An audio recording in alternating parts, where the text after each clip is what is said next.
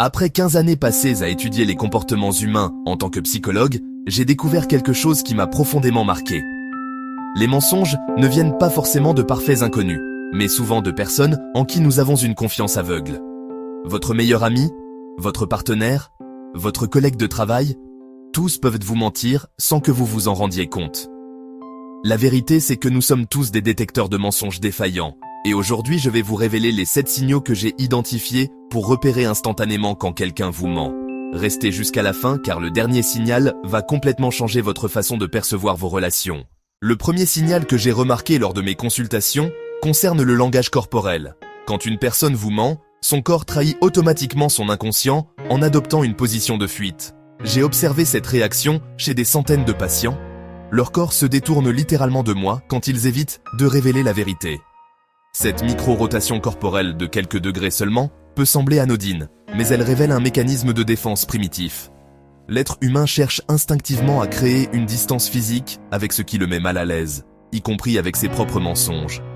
J'ai testé cette théorie pendant des mois dans ma pratique clinique, et dans 90% des cas, le patient qui détournait son corps cachait effectivement quelque chose d'important. Lorsque vous remarquez ce signal, ne l'ignorez pas, car il s'agit d'un message direct de l'inconscient de votre interlocuteur. Le deuxième indicateur que j'ai développé dans ma méthode concerne la précision excessive dans les détails. Paradoxalement, quelqu'un qui ment va souvent surcompenser en donnant trop d'informations pour paraître crédible. J'ai eu un patient qui me racontait ses journées avec une précision chirurgicale, décrivant chaque minute de son emploi du temps comme s'il récitait un script. Cette perfection narrative est en réalité un piège que se tendent les menteurs, car la réalité est naturellement chaotique et imparfaite.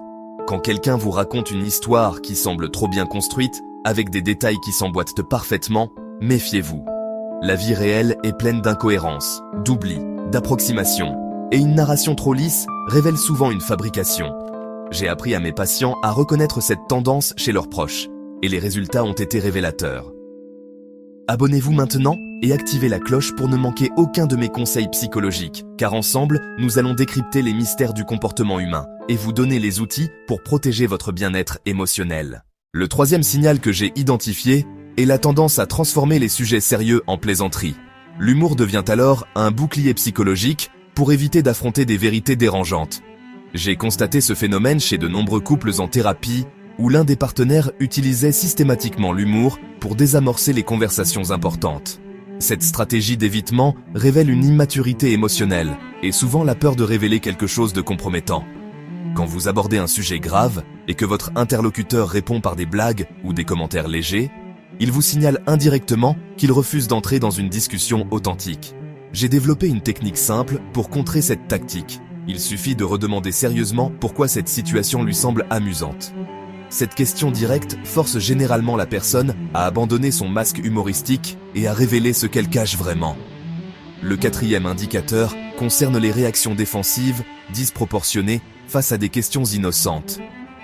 Quand quelqu'un réagit avec une agressivité ou une justification excessive à une simple interrogation, c'est que cette question touche un point sensible. J'ai observé ce comportement chez un patient qui explosait littéralement chaque fois que je mentionnais ses habitudes alimentaires. Cette réactivité émotionnelle extrême révélait qu'il cachait des troubles alimentaires importants qu'il refusait d'admettre. Le principe psychologique derrière cette réaction est simple. Celui qui n'a rien à cacher reste calme et répond naturellement.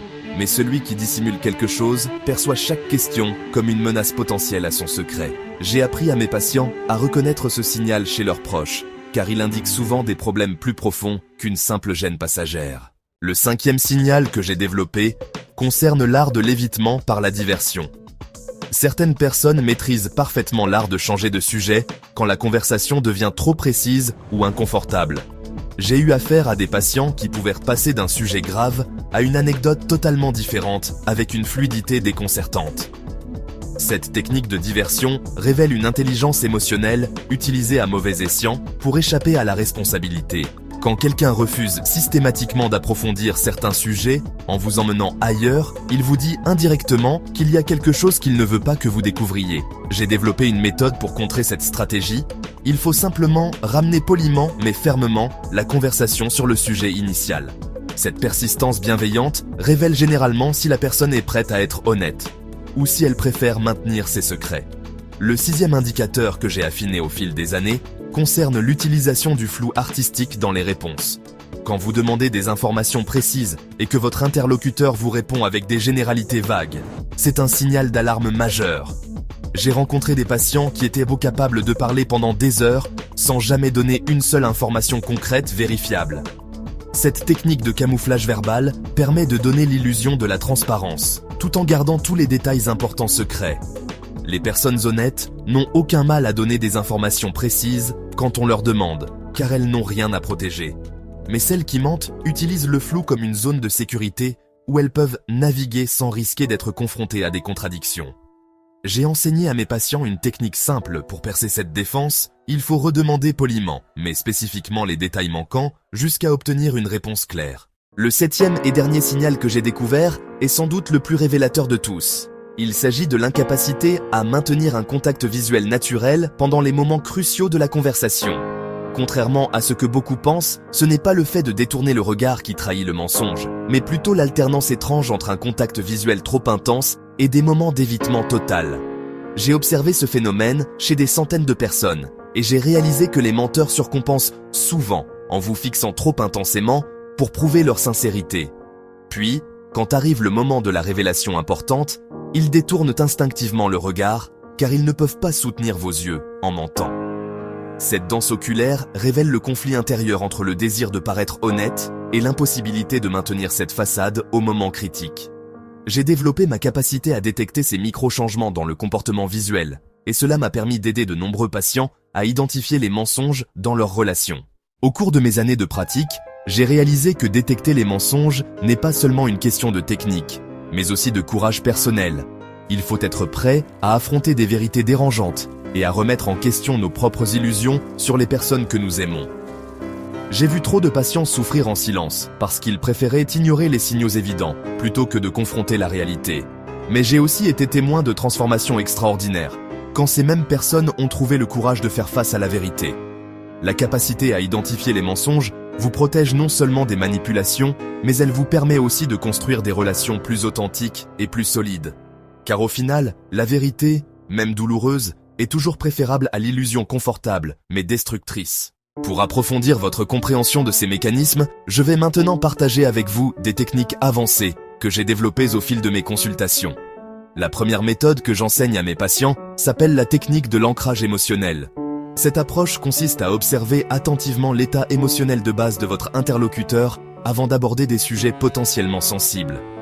J'ai découvert cette technique en travaillant avec un couple en crise où l'épouse était convaincue que son mari lui mentait sur ses activités professionnelles. En établissant d'abord une ligne de base émotionnelle pendant qu'ils discutaient de sujets neutres, j'ai pu ensuite identifier les micro-changements quand nous abordions le travail du mari. Son rythme respiratoire s'accélérait légèrement, ses gestes devenaient plus rigides et sa voix prenait une tonalité différente. Ces modifications subtiles, invisibles sans une observation méthodique, révélaient effectivement qu'il cachait une liaison avec une collègue. La deuxième technique avancée que j'ai perfectionnée concerne l'analyse des patterns de communication.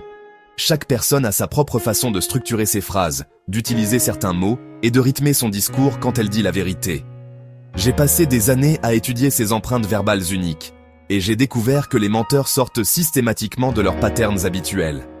Une de mes patientes, habituellement très directe et concise dans ses réponses, devenait soudainement prolixe et utilisait un vocabulaire inhabituellement recherché quand elle évitait de parler de ses problèmes financiers. Cette transformation linguistique était si marquée qu'elle révélait immédiatement quand elle tentait de dissimuler ses dettes importantes. J'ai enseigné cette méthode d'observation à des centaines de personnes et les résultats sont saisissants quand on apprend à reconnaître ces changements de style communicationnel. La troisième approche que j'ai développée s'appuie sur la psychologie des micro-expressions faciales. Ces expressions involontaires durent de moins d'un quart de seconde, mais elles révèlent les émotions authentiques que la personne tente de masquer. J'ai étudié les travaux du Dr Paul Ekman sur ce sujet, et j'ai adapté ces découvertes à ma pratique clinique pour identifier les mensonges.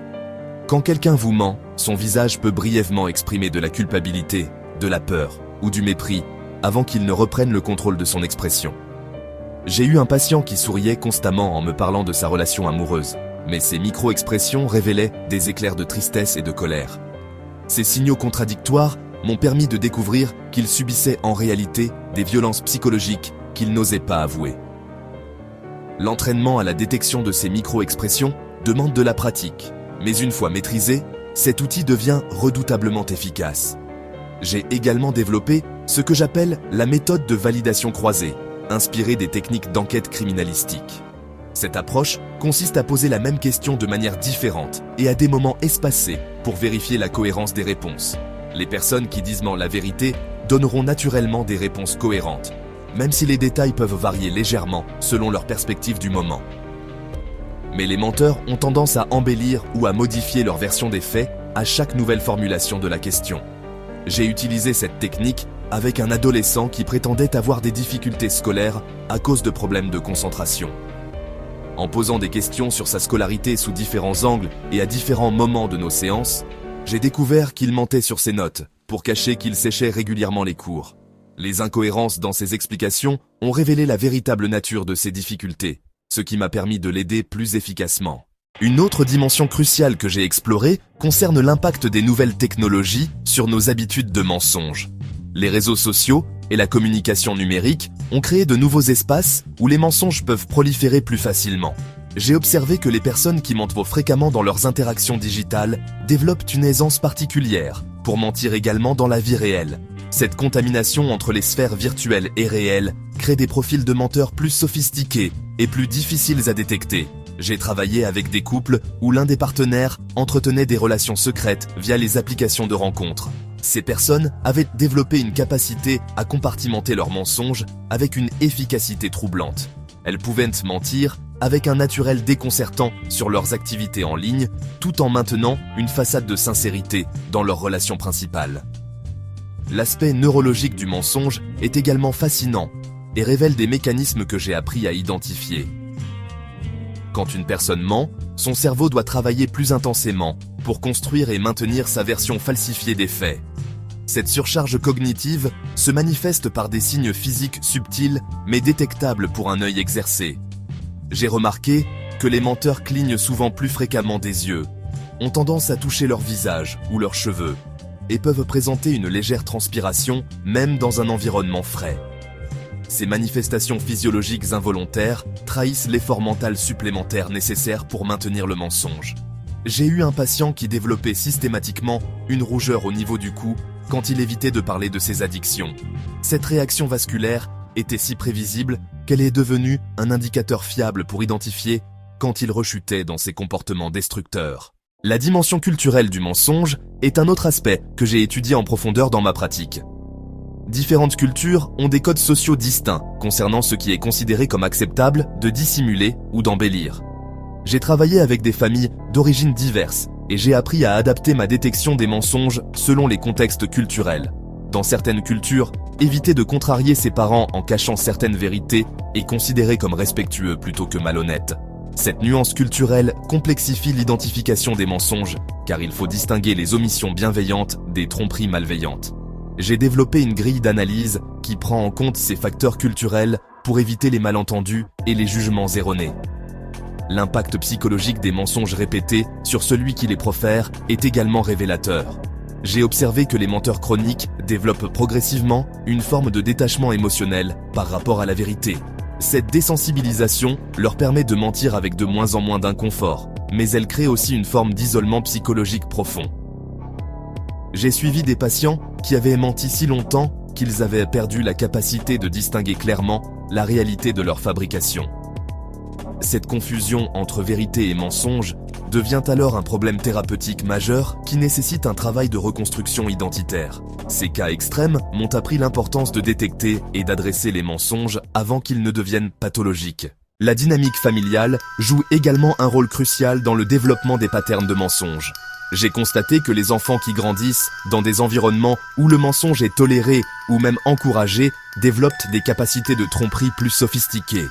Ces familles créent souvent des codes implicites où certains sujets ne peuvent pas être abordés directement, favorisant une culture du non-dit et de la dissimulation. J'ai travaillé avec une famille où les parents mentaient régulièrement sur leurs difficultés financières pour protéger leurs enfants de l'anxiété. Paradoxalement, ces mensonges bienveillants ont enseigné aux enfants que la vérité était quelque chose de dangereux qu'il fallait éviter.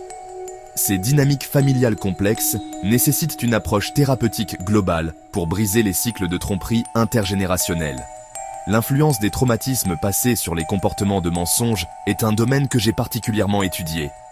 Les personnes qui ont vécu des expériences traumatisantes développent parfois le mensonge comme mécanisme de protection psychologique. Pour elles, la vérité est associée à la vulnérabilité et au danger, ce qui rend le mensonge plus sûr émotionnellement. J'ai accompagné des survivants d'abus qui mentaient compulsivement, non par malveillance, mais par peur instinctive d'être à nouveau blessés. Comprendre cette motivation traumatique change complètement l'approche thérapeutique, car il faut d'abord restaurer le sentiment de sécurité avant de pouvoir aborder l'honnêteté. Ces cas m'ont enseigné la compassion nécessaire pour distinguer les mensonges défensifs des tromperies manipulatrices. La technologie moderne offre également de nouveaux outils pour l'analyse comportementale que j'ai intégrés dans ma pratique. Les applications de reconnaissance vocale peuvent détecter des micro-variations dans l'intonation qui échappent à l'oreille humaine. Ces changements subtils dans la fréquence et le rythme de la voix peuvent révéler des états de stress associés aux mensonges. J'ai expérimenté avec des logiciels d'analyse faciale qui mesurent les micro-mouvements des muscles du visage. Ces outils technologiques complètent l'observation humaine, mais ne la remplacent jamais, car l'interprétation contextuelle reste essentielle. L'avenir de la détection du mensonge combinera probablement l'intelligence artificielle et l'expertise psychologique humaine. L'aspect éthique de la détection du mensonge soulève des questions importantes que j'aborde régulièrement avec mes patients. Avoir la capacité de détecter les mensonges implique également la responsabilité de décider quand et comment utiliser cette compétence. Il existe des situations où révéler qu'on a détecté un mensonge peut être plus destructeur que de l'ignorer temporairement. J'ai appris à mes patients l'importance de choisir leur bataille et de considérer les conséquences à long terme de leur révélation. Cette sagesse pratique fait partie intégrante de l'utilisation éthique des techniques de détection du mensonge. L'objectif n'est jamais de piéger ou d'humilier, mais de restaurer l'authenticité dans les relations importantes. La prévention du mensonge est souvent plus efficace que sa détection après coup. J'ai développé des stratégies pour créer des environnements relationnels où la vérité est encouragée et récompensée. Ces approches préventives incluent l'établissement d'une communication ouverte, la gestion constructive des conflits et la création d'espaces sécurisés pour l'expression des difficultés. Quand les personnes se sentent acceptées et comprises, elles ont naturellement moins tendance à recourir aux mensonges. Cette philosophie de prévention transforme les relations en créant une culture de transparence mutuelle. J'ai vu des couples au bord du divorce retrouver une intimité profonde en appliquant ces principes de communication authentique. L'autoréflexion sur nos propres tendances aux mensonges est également cruciale pour développer une détection efficace chez les autres. Nous mentons tous occasionnellement, que ce soit par politesse, par protection ou par commodité. Reconnaître nos propres patterns de tromperie nous aide à mieux comprendre les motivations et les mécanismes chez autrui. J'encourage mes patients à tenir un journal de leurs propres petits mensonges pendant une semaine. Cette expérience révélatrice les aide à prendre conscience de la fréquence et des contextes de leur propre distorsion de la vérité. Cette humilité personnelle améliore significativement leur capacité d'empathie et de compréhension dans leurs relations. La reconstruction de la confiance après la découverte de mensonges importants nécessite un processus thérapeutique structuré que j'ai affiné au fil des années. Cette phase de réconciliation avec la vérité implique souvent de la douleur, de la colère et une remise en question profonde des fondations relationnelles. J'accompagne mes patients à travers ces étapes difficiles, en leur fournissant les outils pour exprimer leurs émotions de manière constructive. Le pardon authentique ne peut survenir que lorsque la vérité complète a été révélée et que des engagements concrets ont été pris pour l'avenir. Cette reconstruction relationnelle peut prendre des mois ou des années, mais elle aboutit souvent à des liens plus solides et plus authentiques qu'auparavant. Ces 7 signaux que je vous ai révélés aujourd'hui sont le fruit de 15 années d'observation et de recherche en psychologie comportementale. Je les ai testés, affinés et appliqués dans ma pratique clinique avec des résultats remarquables. Maintenant, c'est à vous de les mettre en pratique dans votre vie quotidienne, car vous méritez d'être entouré de personnes qui vous respectent suffisamment pour vous dire la vérité. N'hésitez pas à me rejoindre en vous abonnant et en activant la cloche, car ensemble, nous allons continuer à explorer les mystères fascinants de l'esprit humain et vous donner tous les outils pour améliorer votre bien-être psychologique et vos relations.